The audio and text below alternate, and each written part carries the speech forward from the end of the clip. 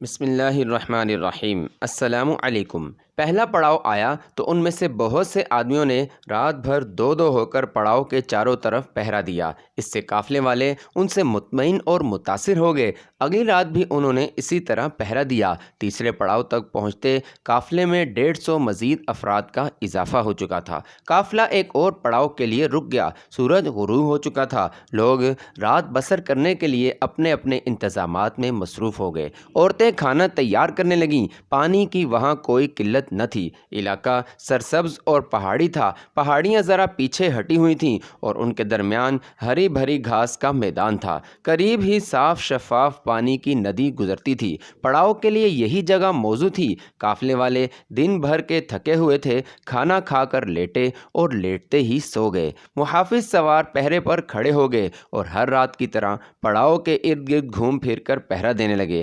آدھی رات سے کچھ پہلے تھوڑی دور سے الو کے بولنے کی آواز آئی۔ ایک الو پڑاؤ کے بالکل قریب سے بولا۔ ایک بار پھر دور سے الو کی آواز آئی۔ قافلے والے گہری نیند سوئے ہوئے تھے۔ 50-60 گھڑ سوار قافلے کے پڑاؤ کی طرف آ رہے تھے۔ جب پہاڑوں میں پہنچے اور پڑاؤ انہیں اپنے سامنے نظر آنے لگا تو وہ وہیں رک گئے، گھوڑوں سے اترے اور آہستہ آہستہ چلتے پڑاؤ کی طرف بڑھنے لگے۔ ان کے ہاتھوں میں تلواریں تھیں، چند ایک کے ہاتھوں میں برچھیاں تھیں۔ وہ جو 50 محافظ تھے ان میں سے کچھ پہرے پر کھڑے تھے اور باقی سوئے ہوئے تھے۔ ان کے جو ساتھی پہرے پر کھڑے تھے ان میں سے کچھ آہستہ آہستہ آئے اور انہیں جگایا۔ تمام سوئے ہوئے محافظ آہستہ آہستہ اٹھے۔ انہوں نے تلوار نکالی۔ پھر یہ سب ایک جگہ اکٹھے ہوئے۔ ادھر سے وہ بھی آگے جنہوں نے گھوڑے پہاڑیوں کے پیچھے کھڑے کیے تھے۔ یہ سب یعنی محافظ بھی اور ادھر سے آنے والے بھی ایک جگہ آپس میں ملے۔ محافظوں میں سے ایک نے نئے آنے والوں کو بتانا شروع کر دیا کہ کون کہاں ہے، یعنی فلاں جگہ امیر کبیر تاجر ہیں اور فلاں جگہ نوجوان لڑکیاں ہیں وغیرہ وغیرہ۔ یہ سب محافظ بھی اور ادھر سے آنے والے بھی تعداد میں 100 سے زیادہ ہو گئے۔ محافظ دراصل لٹیرے ہی تھے جنہوں نے دھوکہ دے کر قافلے کے ساتھ رہنا تھا اور ان کے 50-60 ساتھیوں نے راستے میں آ کر ان سے ملنا تھا۔ یہ محافظ اس لیے قافلے میں شامل ہوئے تھے کہ انہوں نے پیچھے دیکھ لیا تھا کہ قافلے میں لڑنے والے جوانوں کی تعداد خاصی زیادہ ہے۔ جو آدمی احمد بن عطاش کو اس قافلے کی اطلاع دینے گیا تھا اس نے بتایا تھا کہ اس قافلے پر حملہ ناکام بھی ہو سکتا ہے کیونکہ اس میں لڑنے والے آدمیوں کی تعداد زیادہ ہے۔ احمد بن عطاش یہ سن کر سوچ میں پڑ گیا تھا، لیکن حسن بن صباح کے دماغ نے فوراً یہ ترکیب سوچی کہ لٹیرے گروہ کے آدھے آدمی پیشہ ور محافظ بن کر قافلے میں شامل ہو جائیں گے تاکہ قافلے والے راتوں کو خود پہرا نہ دیں اور وہ اپنی حفاظت سے بے فکر ہو جائیں۔ حسن بن صباح نے اطلاع لانے والے کو یہ ترکیب بڑی اچھی طرح سمجھا دی تھی۔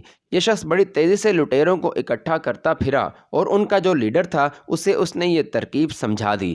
لیڈر نے بڑی خوش اسلوبی سے اس ترکیب پر عمل کیا۔ قافلے والے سمجھ ہی نہ سکے کہ جنہیں وہ محافظ سمجھ بیٹھے ہیں وہ رہزن ہیں۔ ان رہزنوں نے قافلے کے بچے بچے پر اپنا اعتماد قائم کر لیا تھا۔ ان 100 سے زیادہ رہزنوں نے پڑاؤ کے ایک طرف سے قتل عام شروع کیا۔ انہیں بتایا گیا تھا کہ نوجوان لڑکیوں، کم سن بچیوں اور بچوں کو زندہ لانا ہے۔ جب قافلے والوں کا قتل عام شروع ہوا تو دوسروں کی آنکھ کھل گئی، لیکن رہزنوں نے انہیں سنبھلنے کی مہلت نہ دی۔ اس کے بعد ایک ہڑبونگ قیامت کا سما تھا۔ جو کوئی ہڑبڑا کر اٹھتا تھا اس کے جسم میں برچھی اتر جاتی یا تلوار ان کی گردن صاف کاٹ دیتی۔ وہاں ان کی چیخ و پکار سننے والا اور سن کر مدد کو پہنچنے والا کوئی نہ تھا۔ لڑکیوں اور بچوں کی دلدوز چیخیں تھیں جو رہزنوں اور قاتلوں کے دلوں کو موم نہیں کر سکتی تھیں۔ کچھ زیادہ دیر نہ لگی کہ قافلے کا صفایا ہو گیا۔ لٹیروں نے سامان سمیٹنا شروع کر دیا۔ پھر انہوں نے یہ سامان اونٹوں، بیل گاڑیوں اور گھوڑا گاڑیوں پر لاد لیا۔ نوجوان لڑکیوں، بچیوں اور بچوں کو ہانک کر ایک طرف لے جانے لگے۔ قیامت کی اس خون ریزی میں 1-2 اونٹ اور 1-2 گھوڑے کھل کر ادھر ادھر ہو گئے تھے۔ شاید چند انسان بھی زندہ بچ گئے ہوں۔ رہزن بڑی جلدی میں تھے۔ انہوں نے لڑکیوں اور بچوں کو ایک گھوڑا گاڑی پر سوار کر لیا اور 4-5 آدمی ان کے ساتھ سوار ہو گئے اور وہ پہاڑیوں کے پیچھے غائب ہو گئے۔ صبح کا اجالا سفید ہوا تو آسمان نے اس میدان میں لاشوں پر لاشیں پڑی دیکھیں۔ لاشوں کے سوا وہاں کچھ بھی نہ تھا۔ قریب کی ایک ٹیکری کے اوپر ایک بوڑھا آدمی لیٹا ہوا تھا۔ اس نے آہستہ آہستہ سر اٹھایا اور میدان کی طرف دیکھا۔ اس نے اپنی اتنی لمبی عمر میں ایسے منظر پہلے بھی دیکھے ہوں گے۔ وہ کوئی تجربے کار آدمی تھا۔ وہ اسی قافلے کا ایک فرد تھا۔ رات کو جب قتل عام شروع ہوا تو وہ کسی طرح وہاں سے بھاگ نکلا اور ٹیکری پر چڑھ کر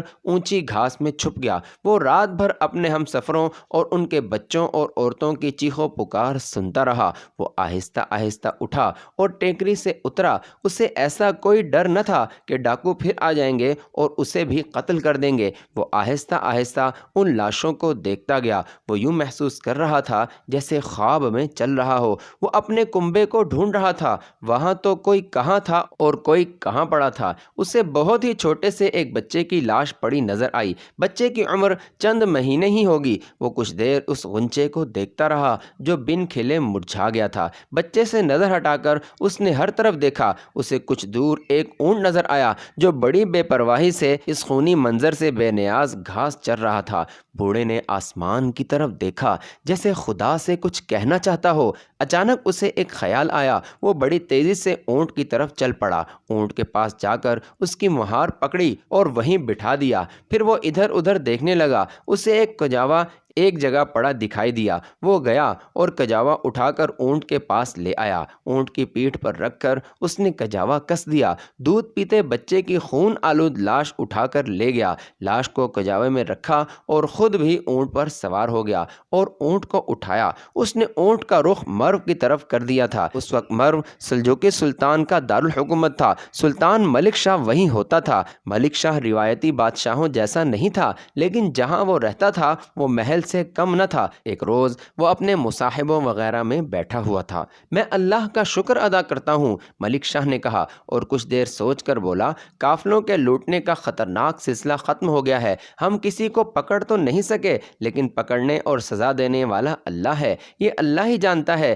جس نے میری مدد کی اور قافلے محفوظ ہو گئے۔ سلطان محترم، دربان نے اندر آ کر کہا، ایک ضعیف العمر شخص سوار آیا ہے، آپ سے ملنا چاہتا ہے۔ کہاں سے آیا ہے؟ سلطان نے پوچھا۔ کیا چاہتا ہے؟ کچھ پوچھا تم نے؟ نہیں سلطان عالی مقام، دربان نے جواب دیا، اس کی حالت اچھی نہیں، معلوم ہوتا ہے بڑی لمبی مسافت طے کر کے آیا ہے۔ اس نے بہت چھوٹے سے بچے کی لاش اٹھا رکھی ہے۔ لاش کو جیسے خون سے نہلایا گیا ہے۔ لاش؟ ملک شاہ نے چونک کر کہا، چھوٹے سے بچے کی لاش؟ اسے فوراً اندر بھیجو، یہ فریادی معلوم ہوتا ہے۔ ضعیف العمر، ہانپتا کانپتا جھکا جھکا بازوؤں پر چند ماہ کے عمر کے بچے کی خون آلود لاش اٹھائے ملک شاہ کے سامنے آ گیا۔ اس کے ہونٹ کانپ رہے تھے، اس کی آنکھوں کا نور بجھ چکا تھا۔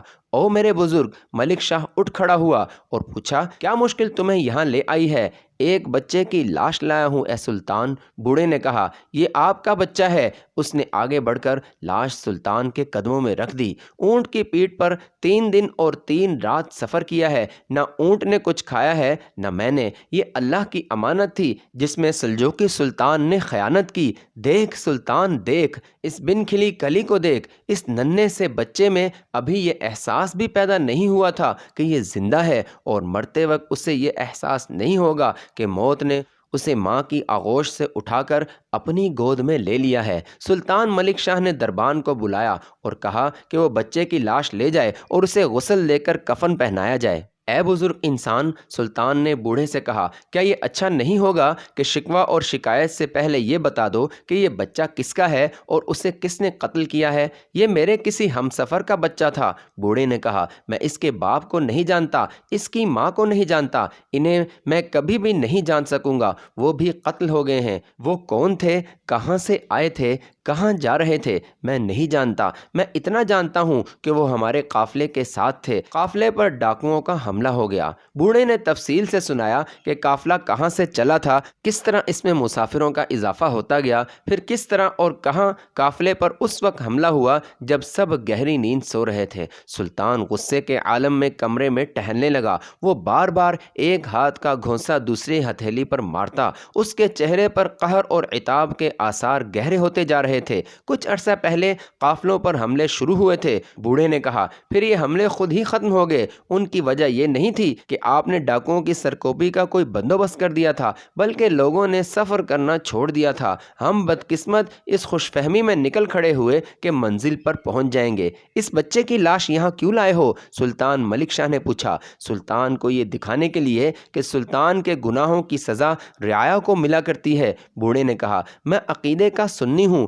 آپ مجھے معاف کریں یا نہ کریں، مجھے اس کا کوئی ڈر نہیں۔ میں خلفائے راشدین کی بات کروں گا، جن کے دور میں ہر طرف مسلمانوں کی ہی نہیں بلکہ ہر مذہب کے لوگوں کی عزت محفوظ ہو گئی تھی، جان محفوظ ہو گئی تھی، اور لوگوں کے مال و اموال بھی محفوظ ہو گئے تھے۔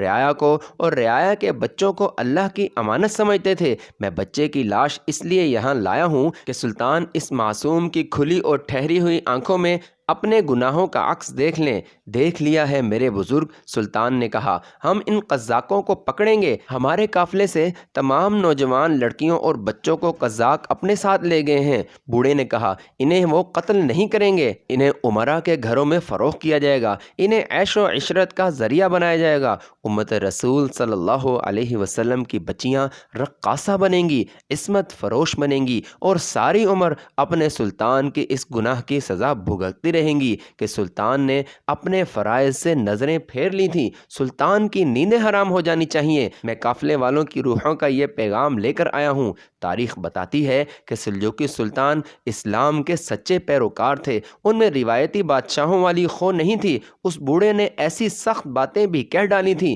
جو کوئی معمولی سا حاکم بھی برداشت نہیں کر سکتا تھا، لیکن سلطان ملک شاہ نے نہ صرف یہ کہ بوڑھے کا غصہ بھی برداشت کیا اور طنز بھی، بلکہ حکم دیا کہ اسے مہمان خانے میں رکھا جائے اور جب تک یہاں قیام کرنا چاہے اسے سلطان کے ذاتی مہمان کی حیثیت سے رکھا جائے۔ ملک شاہ نے اسی وقت فوج کی سپہ سالار اور کوتوال کو بلا کر انہیں وہ جگہ بتائی جہاں قافلہ لوٹا گیا اور قافلے والوں کا قتل عام ہوا تھا۔ اس نے حکم دیا کہ ہر طرف، ہر شہر اور ہر آبادی میں جاسوس پھیلا دیے جائیں۔ یہ کوئی بہت بڑا اور منظم گروہ ہے۔ سلطان ملک شاہ نے کہا، تم جاسوسوں اور مخبروں کے بغیر اس کا سراغ نہیں لگا سکتے۔ مجھے ان چھوٹے چھوٹے قلعوں کے مالکوں اور قلعہ داروں پر بھی شک ہے، ان کے ساتھ ہمیں مروت سے پیش آنا پڑتا ہے۔ تم جانتے ہو کہ وہ کسی بھی وقت خود مختاری کا اعلان کر سکتے ہیں۔ میں ان پر فوج کشی نہیں کرنا چاہتا، ورنہ یہ سرکش اور باغی ہو جائیں گے۔ سلطان عالی مقام سپہ سالار نے کہا، میری نظر قلعہ شاہدر کے والی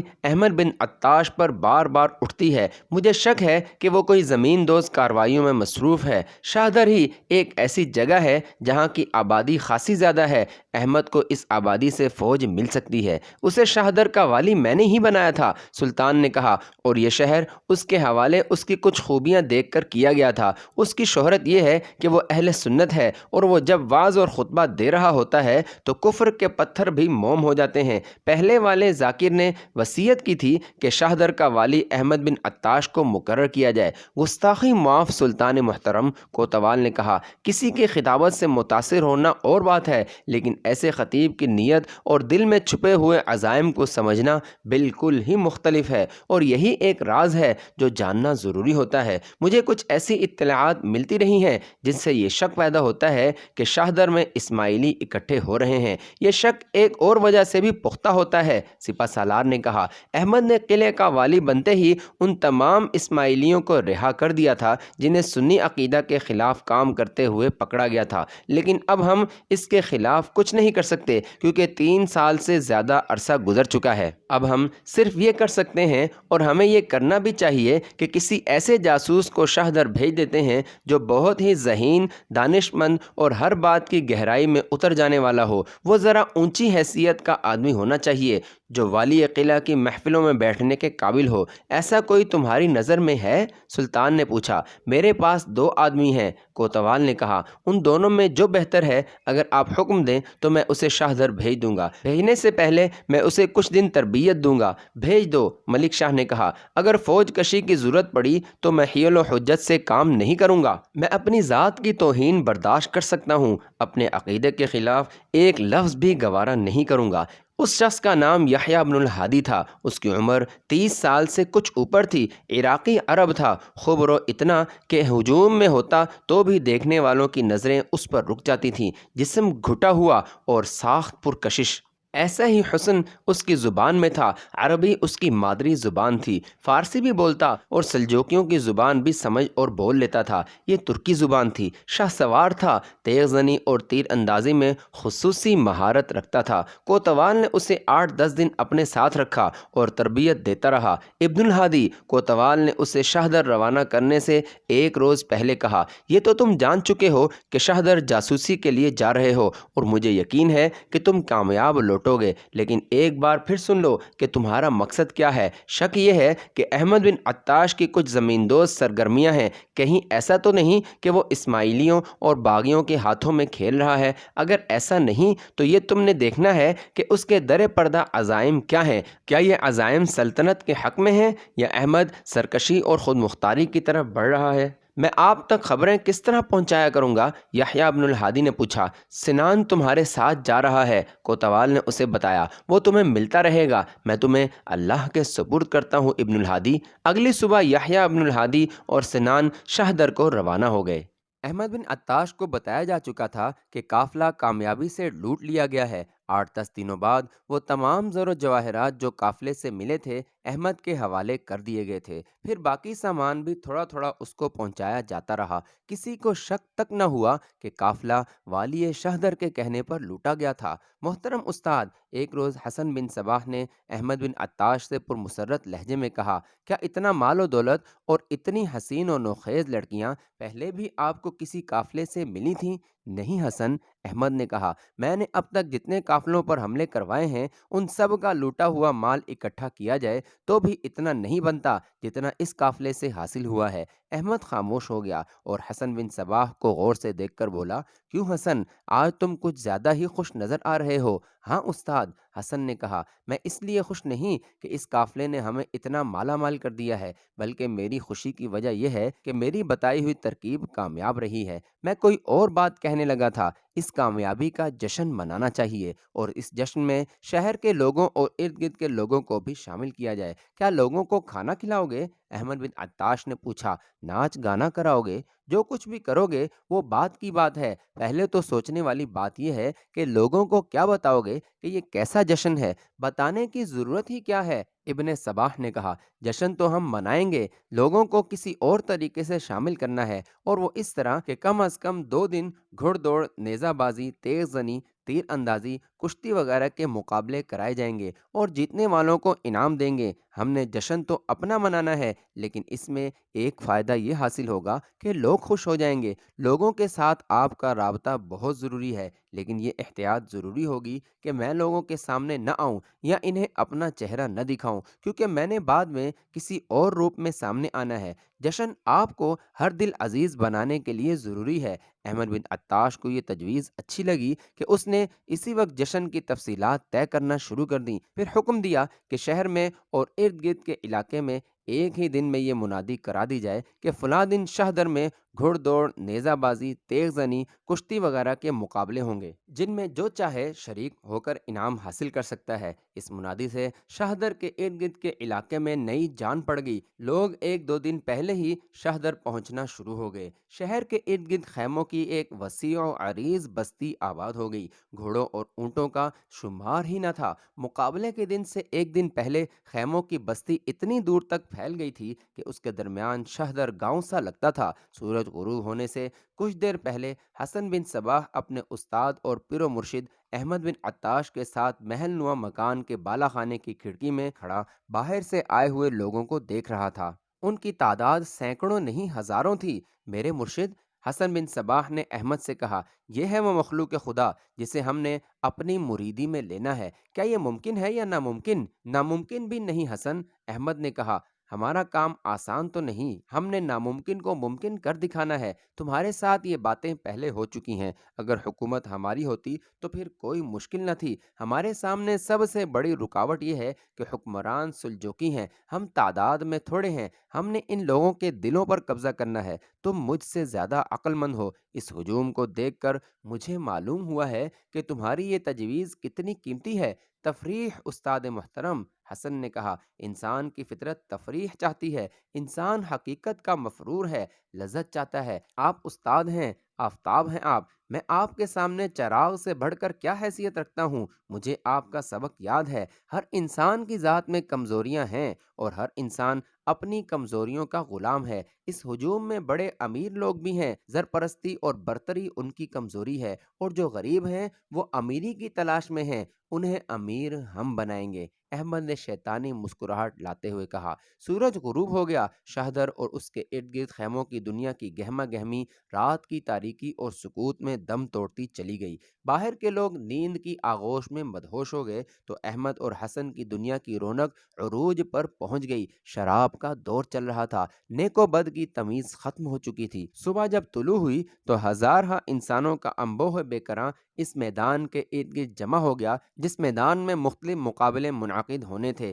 یہ بہت ہی وسیع و عریض میدان تھا۔ مقابلے میں شرکت کرنے والوں کو منتظمین نے الگ جگہ دے رکھی تھی۔ اس طرف کسی تماشائی کو جانے کی اجازت نہ تھی۔ احمد بن عطاش کے بیٹھنے کی جگہ ایک چبوترے پر تھی جو اسی مقصد کے لیے بنایا گیا تھا۔ شاہی مہمانوں کے بیٹھنے کا انتظام بھی اسی چبوترے پر تھا۔ اس پر بڑا ہی خوبصورت شامیانہ تنا ہوا تھا۔ برچھی بردار، سنتری اور چوبدار چمکیلے اور رنگدار لباس میں چبوترے کے نیچے اور اوپر چاق و چوبند کھڑے تھے۔ ہر لحاظ سے یہ اہتمام شاہانہ لگتا تھا۔ روم کے شہنشاہوں کی یاد تازہ ہو رہی تھی۔ اچانک دو نقارے بجنے لگے۔ ایک طرف سے احمد بن عطاش شاہی مہمانوں، اپنے خاندان کے افراد اور مصاحبوں کے جلوس میں شاہانہ چال چلتا آیا۔ اس کے ساتھ ایک باریش آدمی تھا جو سر تا پا ہلکے سبز رنگ کے عبا میں ملبوس تھا۔ اس کا چہرہ پوری طرح نظر نہیں آتا تھا کیونکہ اس نے سر پر جو کپڑا لے رکھا تھا اس کپڑے نے اس کا آدھا چہرہ اس طرح ڈھکا ہوا تھا کہ اس کی آنکھیں اور ناک ہی نظر آتی تھیں۔ وہ حسن بن صباح تھا جس نے اپنے آپ کو لوگوں سے مستور رکھنا تھا۔ احمد بن عطاش حسن بن صباح کے ساتھ یوں چل رہا تھا جیسے حسن بن صباح کوئی بہت ہی معزز اور برگزیدہ بزرگ ہو، اور یہ سب لوگ چبوترے پر آ کر اپنی اپنی حیثیت کے مطابق کرسیوں پر بیٹھ گئے۔ احمد بن عطاش اٹھا اور چبوترے پر دو چار قدم آگے آیا۔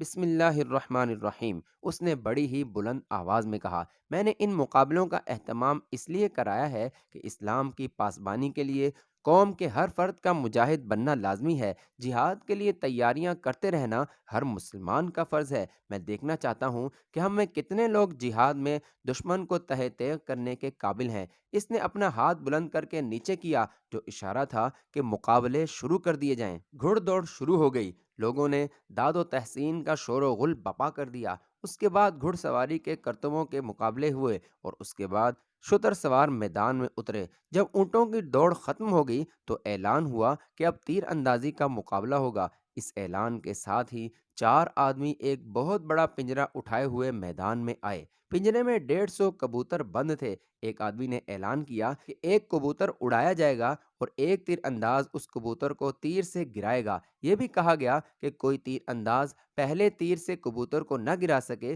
تو وہ دوسرا اور پھر تیسرا تیر بھی چلا سکتا ہے۔ اول انعام ان تیر اندازوں کو دیے جائیں گے جو پہلے ہی تیر سے کبوتر کو نشانہ بنا لیں گے۔ کم و بیش 100 تیر انداز ایک طرف کھڑے تھے۔ پہلے تیر انداز کو بلایا گیا۔ پنجرے میں سے ایک کبوتر نکال کر اوپر کو پھینکا گیا۔ تیر انداز نے کمان میں تیر ڈالا اور جب کبوتر ذرا بلندی پر گیا تو اس نے تیر چلا دیا، لیکن کبوتر تیر کے راستے سے ہٹ گیا۔ تیر انداز نے بڑی پھرتی سے ترکش سے دوسرا تیر نکال کر کمان میں ڈالا اور کبوتر پر چلایا، وہ بھی خطا گیا۔ تیسرا تیر بھی کبوتر سے دور گزر گیا۔ ایک اور تیر انداز کو بلایا گیا۔ میدان کے وسط میں کھڑے ہو کر اس نے کمان میں تیر ڈالا اور تیار ہو گیا۔ پنجرے سے ایک کبوتر نکال کر اوپر کو چھوڑا گیا۔ یہ تیر انداز بھی کبوتر کو نہ گرا سکا۔ 10-12 تیر انداز آئے، کوئی ایک بھی کبوتر کو نہ گرا سکا۔ اگر پرندہ سیدھی اڑان میں اڑتا آئے تو ماہر تیر انداز اسے نشانہ بنا سکتا ہے، لیکن جو کبوتر پنجرے سے نکلتا تھا وہ اتنا ڈرا ہوا ہوتا تھا کہ بلندی پر بھی جاتا تھا اور بڑی تیزی سے دائیں اور بائیں بھی ہوتا تھا۔ اس کی اڑان کا کچھ پتہ ہی نہ چلتا تھا کہ اب یہ کس طرف گھوم جائے گا۔ ایسے پرندے کو تیر سے مارنا بہت ہی مشکل تھا۔ ایک اور تیر انداز آگے آیا اور ایک کبوتر اس کے لیے بھی چھوڑا گیا۔ اس تیر انداز نے بھی یکے بعد دیگرے 3 تیر چلائے مگر تینوں خطا گئے۔ لوگوں نے شور و غل بلند کیا۔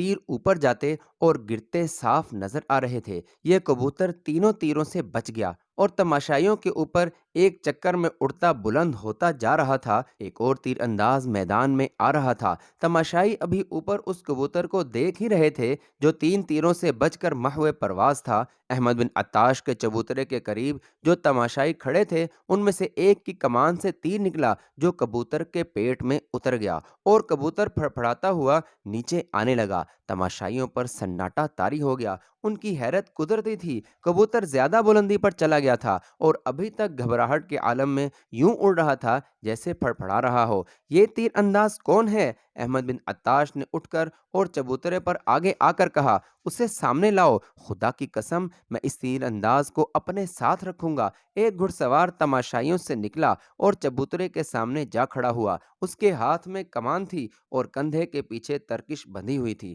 کیا نام ہے تمہارا؟ احمد بن عطاش نے پوچھا۔ کہاں سے آئے ہو؟ کیا تم شہدر کے رہنے والے ہو؟ میرا نام یحییٰ بن الہادی ہے، تیر انداز نے جواب دیا۔ بہت دور سے آیا ہوں اور بہت دور جا رہا ہوں۔ یہاں کچھ دیر کے لیے رکا تھا، لوگوں کا ہجوم دیکھا تو ادھر آ گیا۔ اگر اجازت ہو تو میں دوڑتے گھوڑے سے تیر اندازی کا مظاہرہ کر سکتا ہوں۔ میں دعویٰ تو نہیں کرتا لیکن کوشش کروں گا کہ آپ کو کچھ بہتر تماشا دکھا سکوں۔ اجازت ہے؟ احمد بن عطاش نے کہا۔ یحییٰ بن الہادی نے گھوڑے کو دوڑایا اور میدان میں لے جا کر کہا کہ جب اس کا گھوڑا دوڑنے لگے تو ایک کبوتر چھوڑ دیا جائے۔ وہ گھوڑے کو ایک طرف لے گیا اور گھوڑا دوڑا دیا۔ پنجرے سے ایک کبوتر نکال کر چھوڑ دیا گیا۔ یحییٰ نے دوڑتے گھوڑے پر ترکش سے ایک تیر کمان میں ڈالا اور کبوتر کو نشانے میں لینے لگا۔ آخر اس کی کمان سے تیر نکلا جو کبوتر کے ایک پر کو کاٹتا ہوا اوپر چلا گیا اور کبوتر پھڑپھڑاتا ہوا نیچے آ پڑا۔ آفرین! احمد بن عطاش نے اٹھ کر بے ساختہ کہا،